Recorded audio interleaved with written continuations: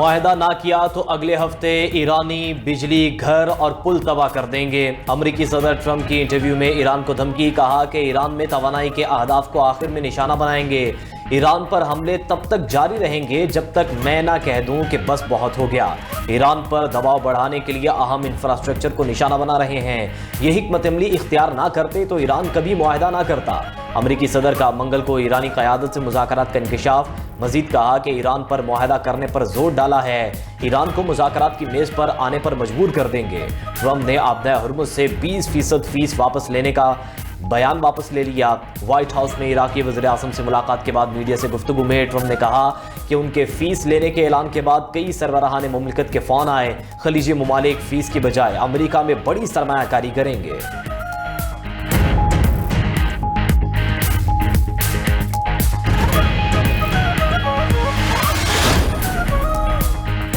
ایرانی صدر کا ملک کے ایک ایک انچ کا دفاع کرنے کا عزم۔ امریکی صدر سے سوال پوچھا کہ ٹرمپ بتائیں اب تک انہوں نے کیا اہداف حاصل کیے ہیں، ایران کو توڑنے کی کوشش کرنے والوں کو آخر کیا ملا۔ ٹرمپ کی بیان بازی جاری ہے لیکن انہیں سوچنا چاہیے۔ مسعود پزشکیان نے کہا کہ ہم اپنے وطن کے ایک ایک انچ کا دفاع کریں گے۔ ایرانی عوام دشمن کی جارحیت کا ثابت قدمی سے مقابلہ کر رہے ہیں۔ ایرانی قومی سلامتی کمیٹی کے ترجمان ابراہیم رضائی کا کہنا ہے کہ امریکہ کے ساتھ مفاہمتی یادداشت باقی نہیں رہی۔ ترجمان ایرانی حکومت فاطمہ مہاجرانی بولی کہ امریکی حملوں میں عام شہریوں کو نشانہ بنایا گیا۔ حالیہ حملوں میں اب تک 30 ایرانی جاں بحق اور 260 زخمی ہو چکے ہیں۔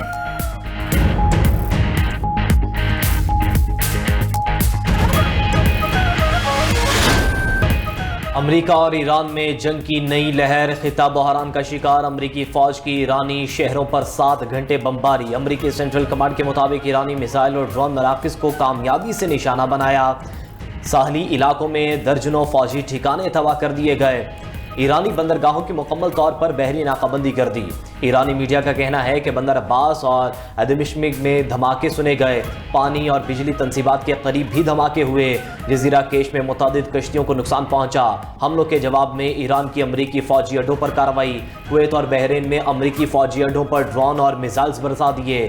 کویت کے علی السالم ایئر بیس پر ڈرون تنصیبات کو نشانہ بنانے کا دعویٰ۔ پاسداران انقلاب کا کہنا ہے کہ بحرین اور کویت میں دشمن کے اسلحہ گوداموں کو نشانہ بنایا۔ اردن کے الازرق فوجی اڈے کو بھی نشانہ بنایا۔ امریکی جنگی طیارے اور ڈرونز کے ہینگرز تباہ کر دیے۔ اردن اور کویت کے عوام امریکی افواج کو نکال باہر کریں۔ خطے میں توانائی کے برآمدات سب کے لیے ہوں گی یا کسی کے لیے بھی نہیں۔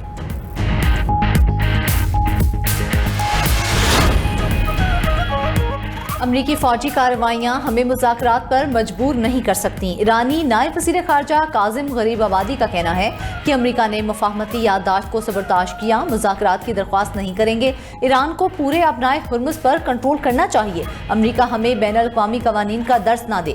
ترجمان ایرانی وزارت خارجہ اسماعیل بقائی نے کہا ہے کہ ہرمزگان میں رینجرز چوکی پر امریکی حملہ بدترین جنگی جرم ہے۔ ایرانی عوام کے خلاف امریکہ کے جرائم کی فہرست لمبی ہوتی جا رہی ہے۔ ادھر ایرانی مندوب سعید ایروانی کا امریکہ پر مفاہمتی یادداشت کی خلاف ورزی کا الزام، اقوام متحدہ کو خط لکھ دیا۔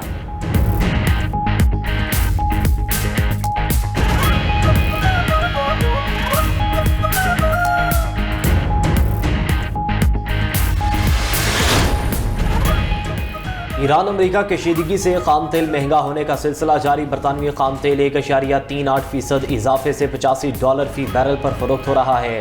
WTI تیل 1% بڑھ کر $80 فی بیرل پر پہنچ گیا۔ دبئی کا مربن آئل 4.8% بڑھ گیا، $81 فی بیرل پر چلا گیا۔ ادھر الجزیرہ نیوز کے مطابق امریکی ناکہ بندی سے پہلے کئی ایرانی بحری جہاز آبنۂ ہرمز عبور کر گئے۔ ایرانی جہازوں کے ذریعے 20 لاکھ بیرل خام تیل لے جایا گیا۔ 11 میں سے 9 بحری جہازوں نے ایرانی بحری راستے کا استعمال کیا۔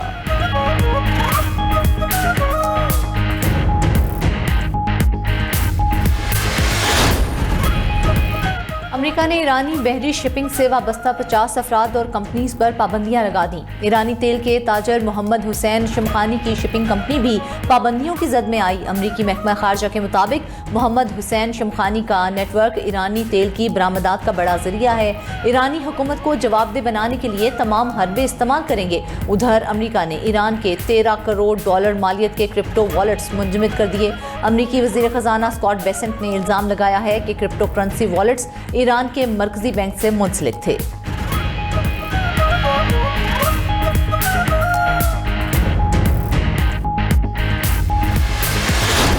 محبت اور امن کی بات کرتا ہے۔ میں نے حکومت سندھ کی طرف سے پیغام امن کمیٹی کو بھرپور تعاون کا یقین دلایا ہے۔ وفاقی حکومت، صوبائی حکومتیں، علماء اکرام، ہمارے اقلیت کے نمائندے سب ساتھ مل کے اس امن کی کوشش کریں گے تو اللہ تعالیٰ ضرور مدد فرمائیں گے اور پاکستان کو ایک امن کا گہوارہ بنائیں گے۔ ملکی امن کے لیے سندھ حکومت کا پیغام امن کمیٹی کا ساتھ دینے کا اعلان۔ وزیر اعلیٰ مراد علی شاہ کی کراچی میں پیغام امن کمیٹی وفد کے ساتھ نیوز کانفرنس۔ کہا کہ صوبہ سندھ صوفیہ کرام کی دھرتی ہے، یہاں سے ہمیشہ محبت و اخوت کا پیغام دیا جاتا ہے۔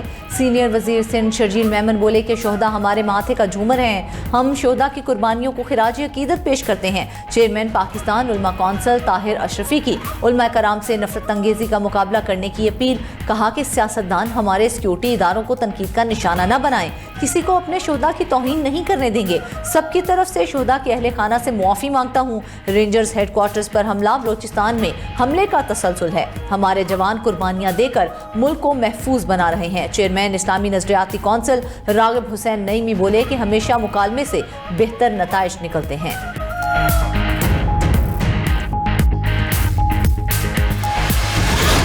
یہ کیسے ممکن ہے کہ آپ شہداء کی تذلیل کریں اور آپ یہ کہہ دیں کہ آپ ہم سے ہماری تنخواہیں لیتے ہیں اور اگر آپ جانیں دے دیں گے تو کیسے دے دیں گے؟ یہ بالکل آپ کی بات جو ہے میں سمجھتا ہوں کہ آپ کو اس سے پوری پاکستانی قوم سے معافی مانگنی چاہیے۔ جماعت شہداء کی بے حرمتی کرے، چاہے وہ مولانا فضل الرحمان جیسا جید عالم کرے، ہم کسی سے بھی عوام پاکستان یہ نہ توقع کرتے ہیں اور ہم آپ سے تقاضا کرتے ہیں کہ آپ اس پہ معافی مانگیں۔ اسپیکر پنجاب اسمبلی نے مولانا فضل الرحمان سے بیان پر معافی مانگنے کا مطالبہ کر دیا۔ نیوز کانفرنس میں ملک احمد خان نے کہا کہ مولانا فضل الرحمان کا شہداء سے متعلق بیان افسوسناک ہے۔ یہ کیسے ممکن ہے؟ آپ شہداء کی تذلیل کریں، ہمارے جوان ملک کی سلامتی کے لیے اپنی جانیں قربان کر رہے ہیں۔ مٹھی بھر لوگ بڑی اکثریت کو یرغمال بنانا چاہتے ہیں۔ دہشت گردوں کے ساتھ مذاکرات کیسے ہو سکتے ہیں؟ سیاسی جدوجہد کو کسی طور پر تشدد سے نہیں جوڑا جا سکتا۔ وفاقی وزیر رانا تنویر نے کہا کہ پاک فوج ملک کی دفاع کی ضامن اور شہداء ہمارے سروں کا تاج ہیں۔ مولانا کے بیان سے پوری قوم کے جذبات مجروح ہوئے ہیں۔ گورنر خیبر پختونخوا فیصل کریم کنڈی نے ویڈیو بیان میں کہا کہ مولانا فضل الرحمان کا بیان افسوسناک ہے۔ مولانا نے شہداء کے معاملے پر غیر ذمہ دارانہ بیان دیا۔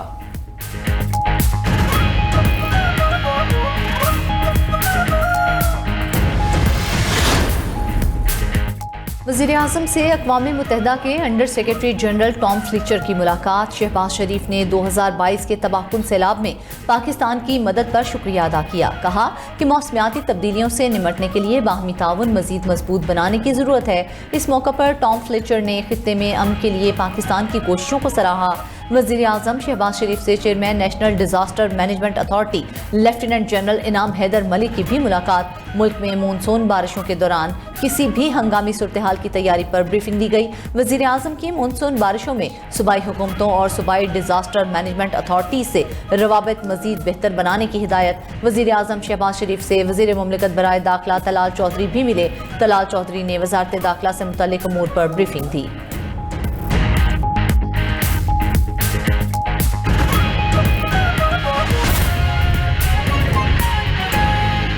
اقوام متحدہ میں امریکہ نے چین پر سنگین الزامات عائد کر دیے ہیں۔ امریکی سفیر مائک والٹرز نے چین پر الزام عائد کیا ہے کہ وہ ایران اور حوثی باغیوں کو ایسے آلات کی فراہمی روکنے میں ناکام رہا جنہیں فوجی مقاصد کے لیے استعمال کیا جا سکتا ہے۔ انہوں نے کہا کہ چینی آلات اور سیٹلائٹ تصاویر تجارتی جہاز رانی اور شہری پروازوں کو نشانہ بنانے میں استعمال ہو رہی ہیں۔ مائک والٹرز نے چین پر حوثیوں کے خلاف اقوام متحدہ کی اسلحہ پابندیوں کی خلاف ورزی کا بھی الزام عائد کیا۔